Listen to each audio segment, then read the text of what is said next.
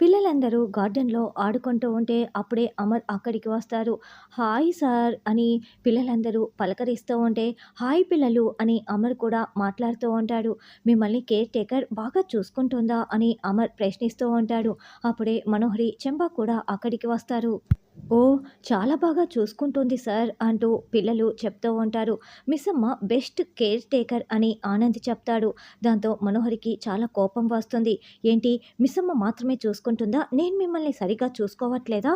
బాగి మాత్రమే కాదు, నేను కూడా బాగా చూసుకుంటున్నాను కదా అని మనోహరి అంటే, అయ్యో! మిస్సమ్మనే కాదు, మీరు ఇంకా బాగా చూసుకుంటున్నారు ఆంటీ మమ్మల్ని అని అంజు అంటుంది. ఒక పక్కన మీరు మమ్మల్ని చదివిస్తూనే మీరు మాతో ఆడుకునేవారు అని ఆనంద్ చెప్తాడు. దాంతో మనోహరి పాజిటివ్‌గా చెప్తున్నారని చాలా చాలా సంతోషపడుతూ మురిసిపోతూ ఉంటుంది.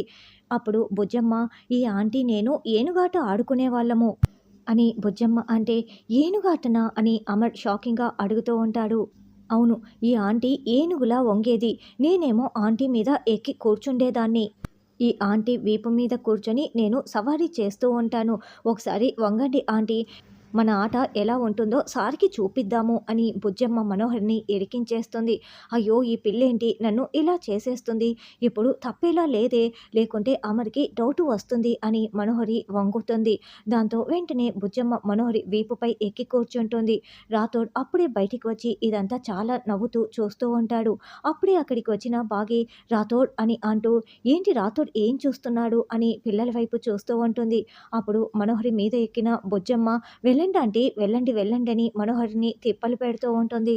ఏనుగమ్మ ఏనుగు, ఏ ఊరి వచ్చింది ఏనుగు అంటూ బుజ్జమ్మ మనోహర్‌ని ముప్పు తిప్పలు పెడుతూ ఉంటే బాగి కూడా చూసి నవ్వుకుంటూ ఉంటుంది. మిగతా పిల్లలందరూ చూసి నవ్వుకుంటూ ఉంటారు. అయ్యో! ఈ మనోహరి ఇలా ఇరుక్కుపోయిందే అని చెంబ బాధపడుతూ చూస్తూ ఉంటుంది.